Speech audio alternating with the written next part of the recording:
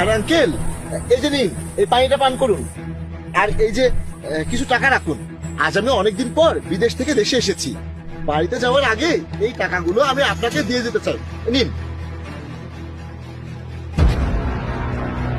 1 minute, আপনার হাত দেখান তো। না না, এই হাত না, ওই হাত দেখান।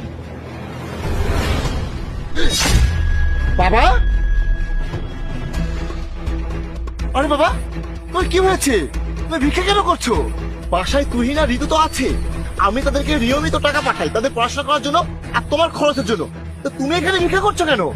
হ্যাঁ বাবা, কি আর করব, তুই চলে যাওয়ার পর ওরা দুজন আমাকে বাসা থেকে বের করে দিয়েছে। ওরা বলেছে তুমি বুড়া হয়ে গেছো, তুমি আমাদের বোঝা।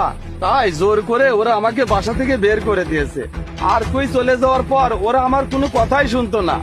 রাত বেরাত বন্ধু বান্ধবের সাথে ঘুরে বেড়ায় আর বাসায় নিয়ে এসে পার্টি করে। পড়াশোনায় ওদের কোনো মন নেই। আর আমি কিছু বলতে গেলে আমাকে ধরে মারতো আর খাবার দিত না। তারপর তো ওরা বাসা থেকে বেরই করে দিয়েছে। বাবা, আমি ওদেরকে তোমার কথা জিজ্ঞাসা করলে ওরা আমাকে কি বলে জানো? ওরা বলে তুমি নাকি 1 বছরের জন্য জামাতে চিল্লাই গেছো, আর আল্লাহ রাস্তায় গেলে নাকি অন্য কারোর সাথে কথা বলা যায় না, তাই তোমার সাথে কথা বলা যাবে না। তার মানে এইসব। ঠিক আছে বাবা, তুমি চলো।